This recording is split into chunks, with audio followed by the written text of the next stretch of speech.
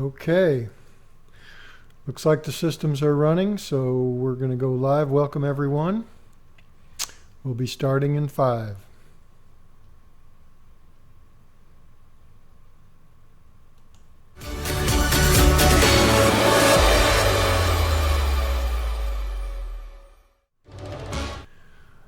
Welcome everyone, and this is Doug Calvin, and you're at the Time Excellence Show, where we maximize your time to make a difference.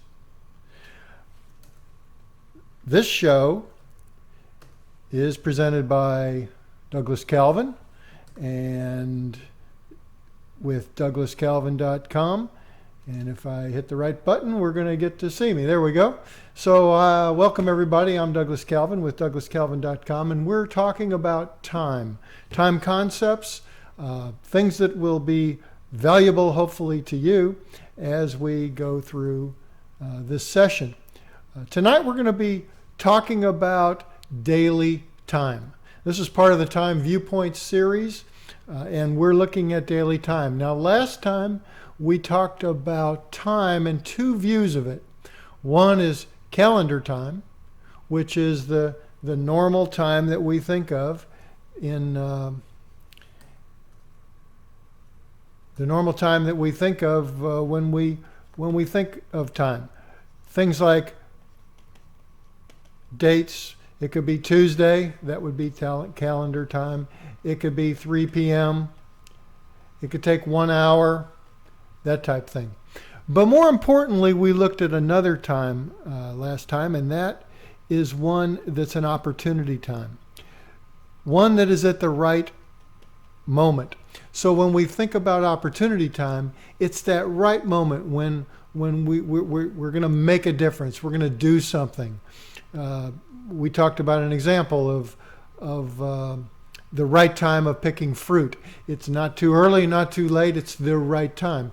And that's something that we want to really bring into this session and talk about daily time and look at the opportunities we have in our daily time.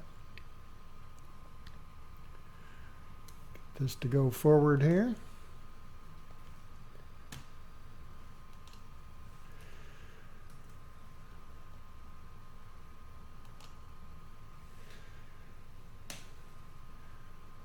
Yep, it seems to be frozen. Give me 1 second here.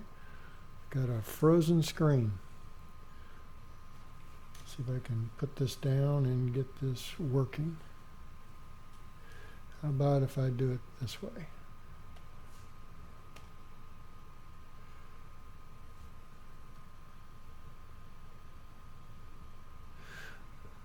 Well, there we go. We got it to move, but it's definitely fighting me.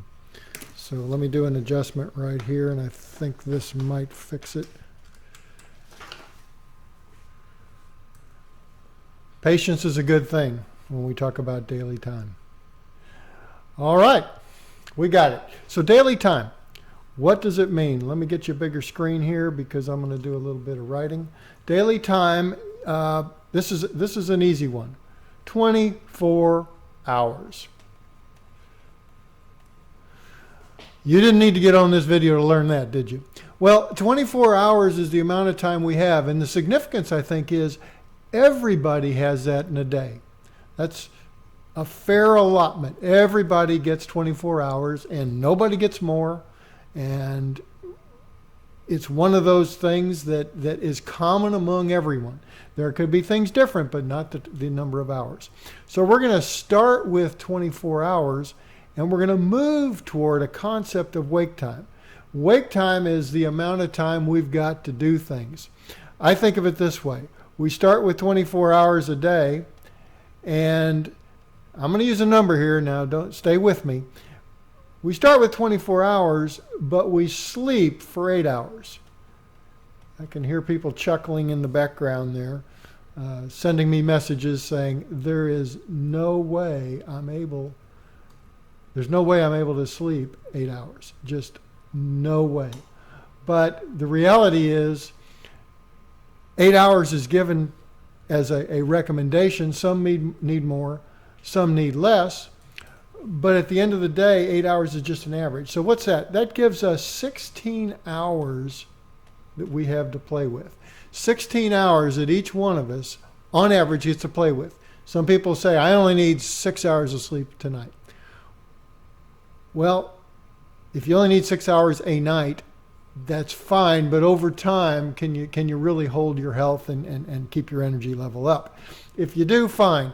But most people need 8, 8.5, 9, down to 7, and we make up for it in times that we've squeezed out a lot. So 16 hours is our opportunity time. When we look at the 16 hours graphically, now this is pretty much to scale, you can see that there's our 24 hours per day that we have allocated. So I'm gonna just kind of keep that in my mind, that we all start with this 24 hours. Every one of us has got that. But then we chop out that time and we think about a green line that represents our tasks, our times we can do things. And that is twice as big as the sleep, but here's the other side. 33.33% of our day is eaten up with sleep.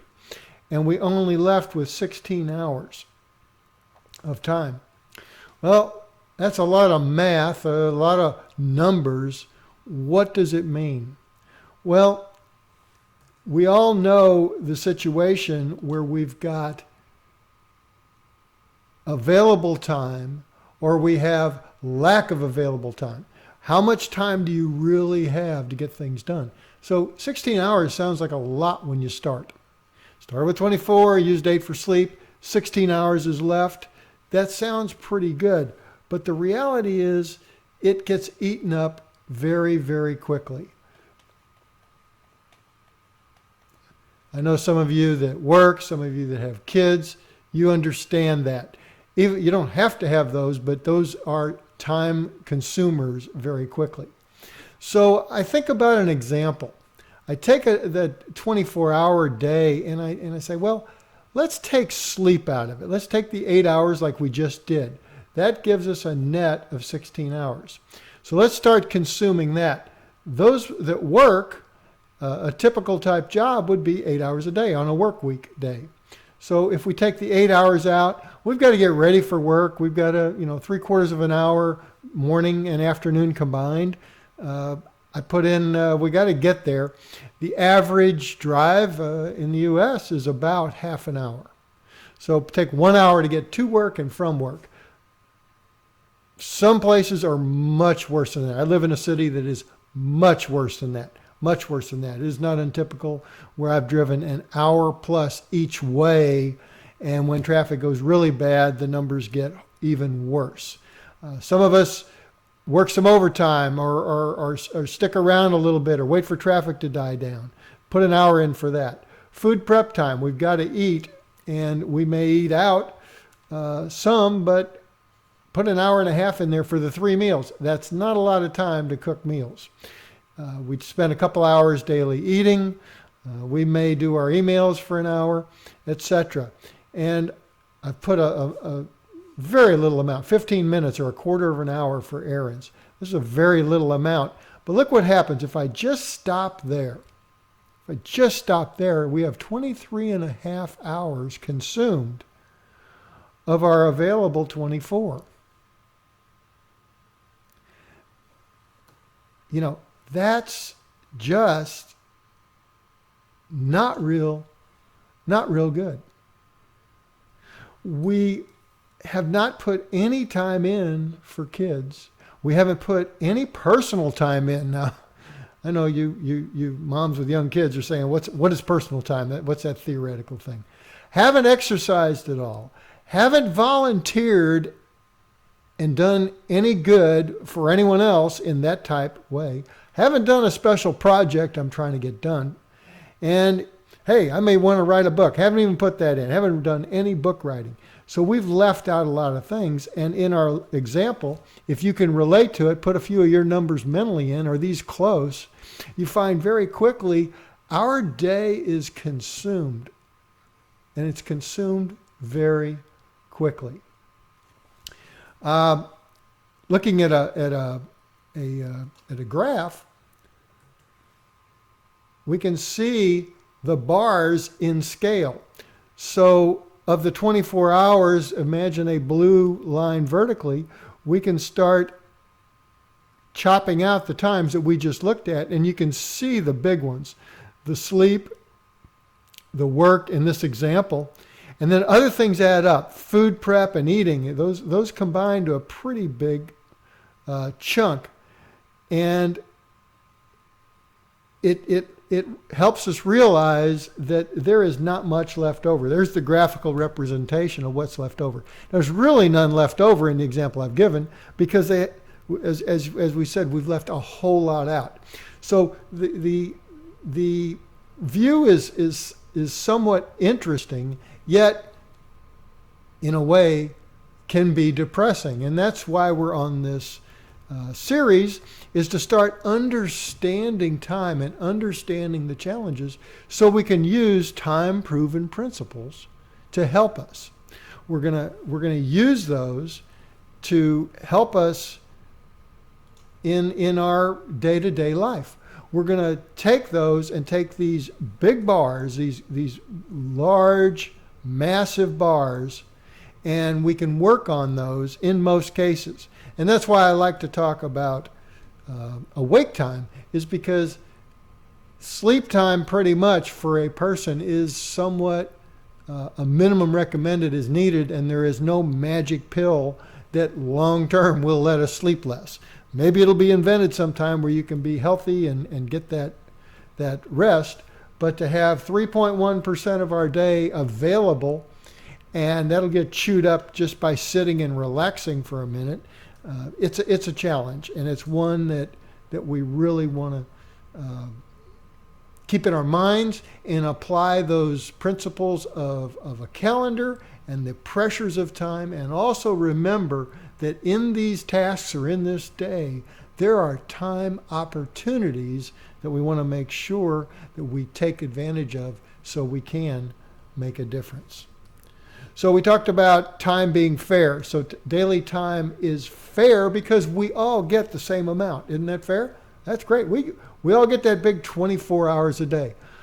If you're on another planet and traveling at just under the speed of light, we could say that's differently. Einstein proved time relativity, but most people I know, we're on the same planet together. Time is the same, and we're not going to have to worry about relative time in our day-to-day life. So let's just accept the 24 hours. We're going to have about 16 hours plus or minus of wake time a day. Question: what do we choose to do that will help that wake time make a difference? What do we do? If we don't proactively consider it and control at least what we can control, you know as well as I do, the day will get filled up or we'll waste the time away. There are people that have plenty of time, but at the end of the day, they look back and say, well, I really didn't get much done, did I? I really didn't accomplish a lot. And that's the opportunity is in that case to work together for that. But we do need to make a difference. We do need to do better. But I know you're sitting there saying, oh, no, wait. That can't be all the story. It's not that easy. Well, you're right. It's not that easy. And that's why uniqueness is considered whenever I approach a business or I approach an individuals or do training on these time excellence concepts and principles, that the individual has to be a part of it and has to actually design it, because we are all possibly at different stages of life. We all have different skill sets. Our education is different. Our family sizes and makeup are different. Their needs are different. Our friends are different. Our health is different. That can affect time in a big way. Our wealth is different. Some have much, some have little or none. And that can affect time in large ways. Our beliefs are different. Our personalities are different. And that could go on and on. We are unique. Our time demands are unique. And in those time demands are important things, things that matter to us, and things that, to be honest, we want to get done.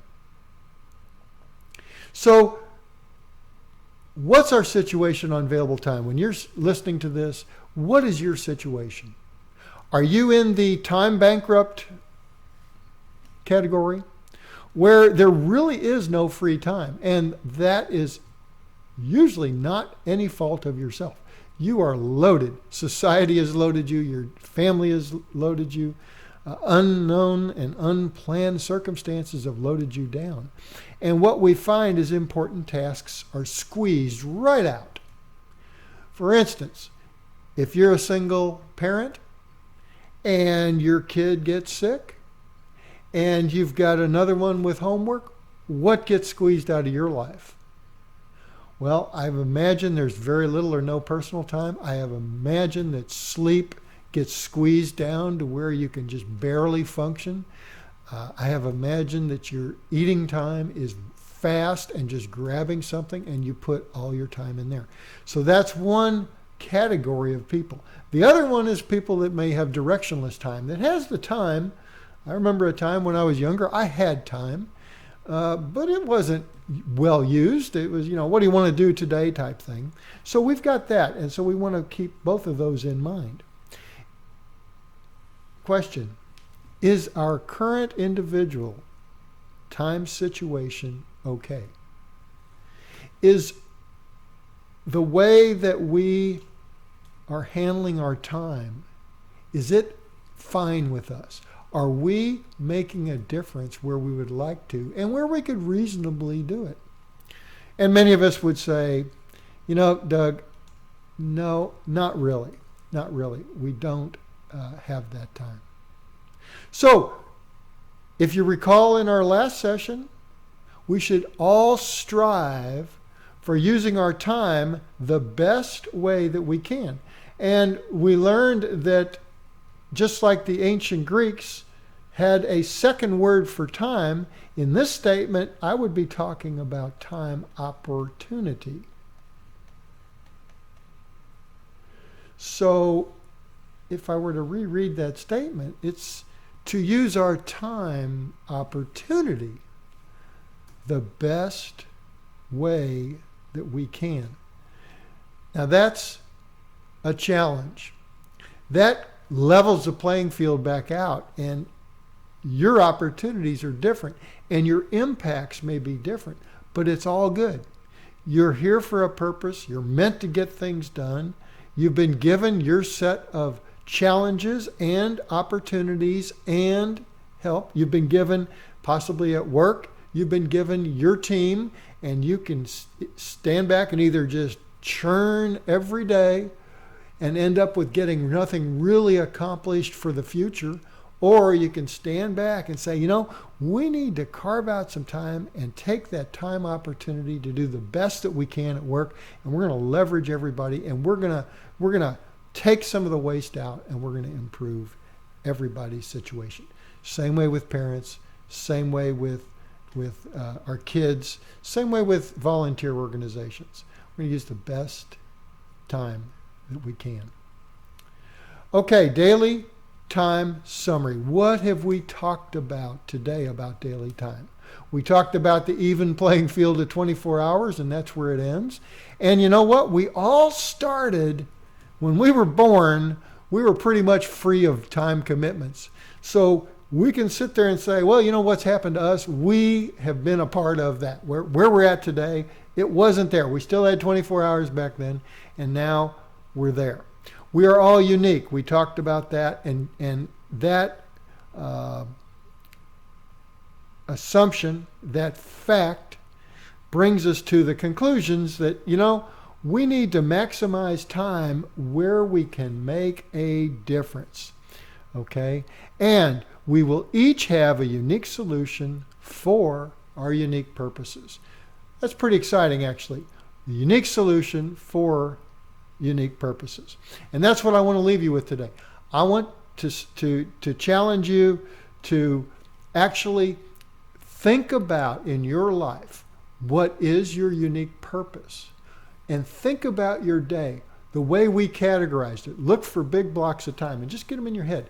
Just think about those big blocks of time and ask yourself, can I do better? And this content is free, and we're building a house of knowledge here. And we're going through a bit slowly at first to get the main concepts down, and we're going to be honing in on some key principles, key tips. Some time-saving tips. There's some fun stuff coming up that we're going to be sharing that other people have done, and really see, can we impact ourselves so that we can really make a difference where we need to. Okay? So, how do you stay in touch with us? Well, you can visit us at douglascalvin.com. That's easy. You can register for one of our free training webinars. Now, a webinar, if you haven't heard the word, that's just where we online stream, but it's a little bit longer than this one. And you have to sign up for that because we have limited seats, and we do some training, and we actually go through steps of training. That's at douglascalvin.com/webinar, and that'll let you to go ahead and register there. And if you need other free training content, we've got a member site that there's free things in there also. Go to douglascalvin.com/go/free things. That's one word, no spaces, FREETHINGS. douglascalvin.com/go/free things. If you want to get to our Facebook, our Twitter, our LinkedIn, or our YouTube site, just go to our main site. Up on the top right is just some buttons. All they do is take you there. Very convenient. How can you help? This content is free, as you see. It is content that we make available, and I put a lot of importance on that because there's a lot of people that are challenged and in the time areas, and there are solutions out there, and we like to share those things. So what can you do? Well, you can comment on any of our sites. You can share, you can retweet, you can friend, you can do thumbs up, you can click. All that activity shows engagement of people, and it helps our information go out on social media to other people. The more engaged it is, the more people that learn. So that's a great way to help.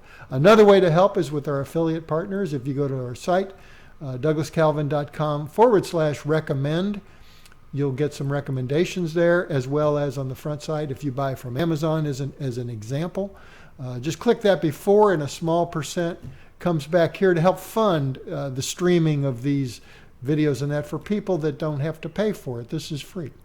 So anyway, that's some ways to keep in touch, and we really, really appreciate the involvement and that support. All right, so time excellence. What's it all about? Well, it's really about maximizing your time so you can make a difference. All of us need that, and in this fast-paced society, that's just not as easy as it sounds, is it? So I invite you to keep watching these video streams. Stay engaged. Come to douglascalvin.com. And I really appreciate you watching this training series on the concepts of daily time. And the Douglas Calvin show will continue about time excellence, and we're going to continue on. Thanks for watching, and we sure appreciate you being involved. And thanks again. We'll see you next time. I'm Douglas Calvin. Goodbye.